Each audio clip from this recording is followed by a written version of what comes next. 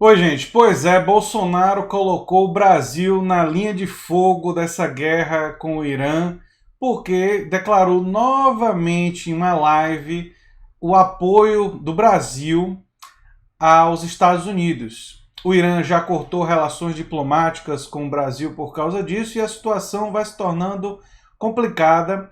E eu vou falar sobre isso e também eu vou falar nesse vídeo sobre o maniqueísmo envolvendo a análise dessa questão. A questão envolvendo os Estados Unidos e o Irã, que é um problema sério. O maniqueísmo é um problema sério de percepção que existe não só no Brasil, mas também em outros países. E eu tenho percebido muito esse maniqueísmo nos comentários do YouTube, não só no meu canal, mas em outros lugares também, no Twitter, e vou comentar um pouco sobre isso também, que é um assunto relacionado porque tem a ver com a percepção das pessoas sobre esse iminente conflito, né? Iminente conflito, desculpe, iminente conflito entre Estados Unidos e Irã. Se você chegou agora, o canal é a Nova Máquina do Tempo, eu sou André Teixeira Jacobina, e aqui a gente fala de política, de ciência e de filosofia, e tem links das nossas redes sociais, nosso Apoia-se, no comentário fixado no início dos comentários. Bem, por que eu quero falar sobre maniqueísmo? Porque tem pessoas que estão comentando assim, que quando você critica os Estados Unidos pela morte do general iraniano, as pessoas dizem, você está defendendo um terrorista. Quando você critica o Irã por atacar a base militar americana, eles dizem, você está defendendo os Estados Unidos. Essa é uma visão, essas duas visões são visões muito simplistas da realidade da política internacional, né? E a gente pode resumir da seguinte forma. Os Estados Unidos é um país que, ao longo do século XX especialmente, assumiu uma postura imperialista que patrocinou golpes de Estado em vários países, inclusive no Brasil. Então, os Estados Unidos têm uma política de mudança de regime que é uma política absolutamente condenável do meu ponto de vista. E a gente pode pegar o histórico recente com a guerra do Iraque. Aí, alguém vai dizer que o Saddam Hussein era um cara legal? Alguém vai defender Saddam Hussein aqui no canal? Certamente não. Mas ser contra a guerra do Iraque não significa defender Saddam Hussein. E ter essa clareza dessa diferença é muito, muito importante. Portanto, criticar os Estados Unidos em relação a ter matado o general iraniano, né, esse líder das forças iranianas, que teve, parece que, mais de 1 milhão de pessoas no seu enterro, e que tinha um histórico de combater o ISIS, né, o Estado Islâmico, não significa defender ele em todas as dimensões ou defender o Irã em todas as dimensões. É muito importante ter clareza de que o Irã é um país que passou por uma revolução que levou o país no caminho da teocracia, que é provavelmente um dos piores tipos de regime que você possa imaginar. O Irã e a Arábia Saudita representam isso. Então dizer que eu estou defendendo esses países é um verdadeiro absurdo. São países que não há liberdade de expressão, que não há democracia. Seria a última coisa do mundo que eu seria defender esses regimes.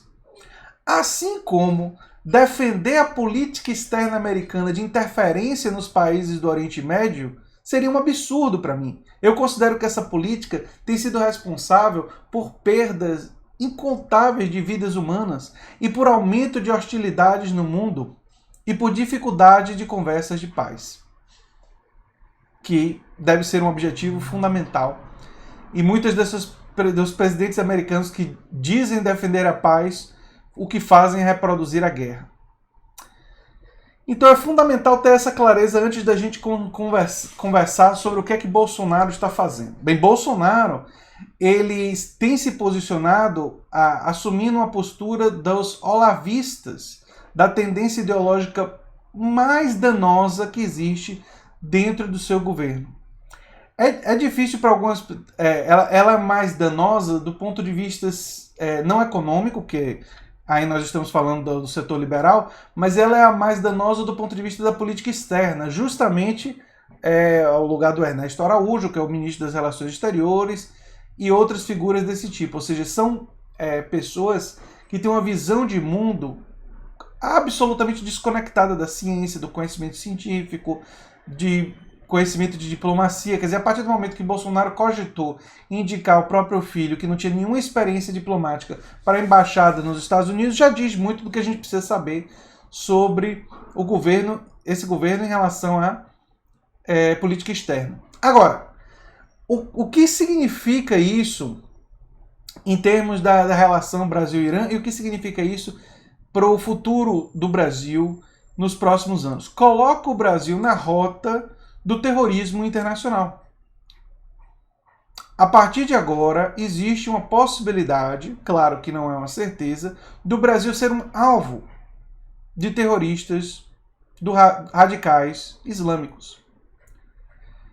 Não coloca a gente ainda na rota de uma guerra, de um confronto direto com o Irã, porque isso ainda está acontecendo em parte entre Estados Unidos e Irã, e agora Trump parece que começou a ouvir, embora Trump seja uma pessoa que mente o tempo todo, megalomaníaco, quem não sabe o que é megalomaníaco, dá uma busca no Google, uma pessoa que tem, enfim, uma visão assim super arrogante em torno de si mesmo, acha que não é capaz de errar, fica horas da madrugada em discussões no Twitter, não é?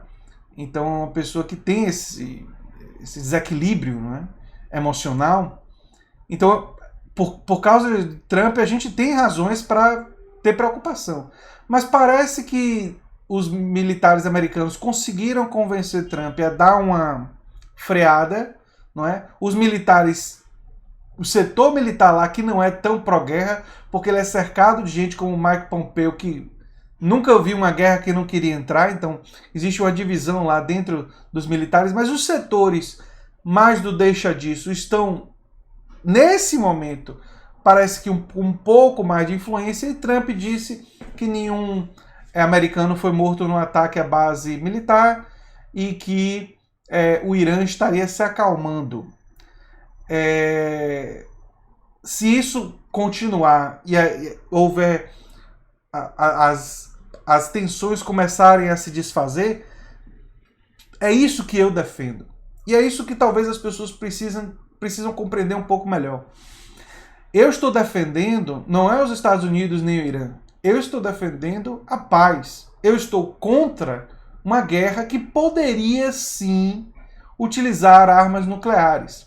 É bom lembrar que os Estados Unidos, sob a liderança de Trump, saiu do acordo com o Irã que dificultava que o Irã enriquecesse o urânio para utilizar em uma arma nuclear. E os próprios Estados Unidos, diante de ataques, poderia utilizar armas nucleares. Então, e isso foi dito inclusive por uma liderança russa recentemente.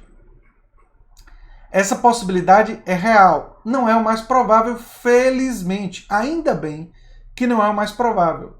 Ainda bem que o mais provável é que as tensões passem por um processo de diminuição. Mas a gente ainda não sabe o que vai acontecer nos próximos dias. Um ataque terrorista pode fazer os ânimos mudarem. Se vidas de americanos forem perdidas, existe a possibilidade dos Estados Unidos reagir de forma muito intensa e isso levar a um conflito ainda maior. E qual é o meu maior temor em relação a tudo isso, envolvendo os Estados Unidos e Irã e envolvendo o Brasil? O meu maior temor é que uma ação militar americana muito intensa na região faça com que boa parte do mundo, chamado mundo islâmico, que hoje está dividido, que tem guerras internas, que tem problemas entre eles, passe por um processo de unificação. Claro que não vai ser uma unificação total, mas pelo menos temporária e circunstancial, contra os Estados Unidos e, por consequência, contra os países ocidentais. E aí, se isso acontecer, esse é o meu maior temor, o Brasil estaria justamente entre os países mais alinhados aos Estados Unidos e, por isso, com maior probabilidade de estar na linha de fogo e ser, de alguma forma, impactado. Felizmente, nesse momento que eu estou fazendo esse vídeo, tudo pode mudar daqui a 2 horas. Nesse momento que eu estou fazendo esse vídeo, às 3h30 da tarde, essa probabilidade parece menor.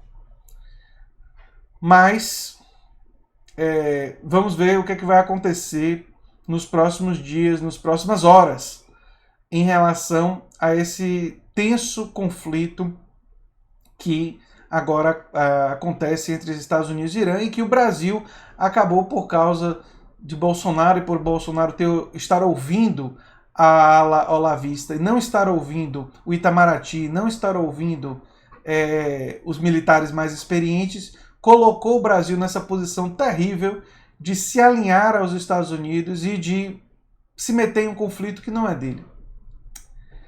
Isso não significa de forma alguma a defesa nem de terroristas, nem do Hezbollah, nem do regime terrível que existe no Irã e em países como a Arábia Saudita, em teocracias. Eu sou um democrata radical. Eu acho que nós devemos sim ter estratégias de pressionar esses países para caminharem rumo à democracia. Mas essas estratégias não podem incluir conflitos militares, porque conflitos militares geram a morte de pessoas inocentes, pessoas que não têm culpa, que não têm responsabilidade direta por esses sistemas ultra hierarquizados. Justamente por não haver uma democracia nesses países, justamente por eles não terem voz em como esses países se organizam.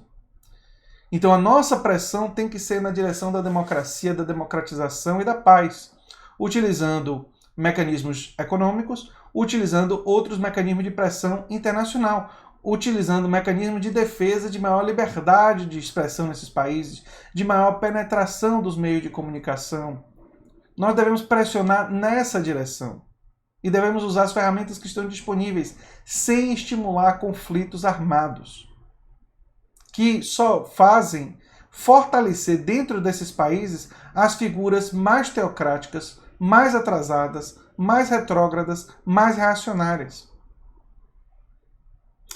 Quando nós realizamos, quer dizer, quando o Ocidente, nós não, mas quando o Ocidente realiza esse tipo de ação, tudo que consegue é unificar esses países contra valores democráticos. Eu nem estou absolutamente satisfeito com a democracia burguesa, sou altamente crítico da democracia dentro de países capitalistas porque ela é muito oligárquica, ela é limitada, não é a democracia que eu queria. Mas a gente tem que caminhar na direção de uma democracia mais substantiva e temos que defender o barômetro, a medida da democracia. Quanto mais democrático, melhor.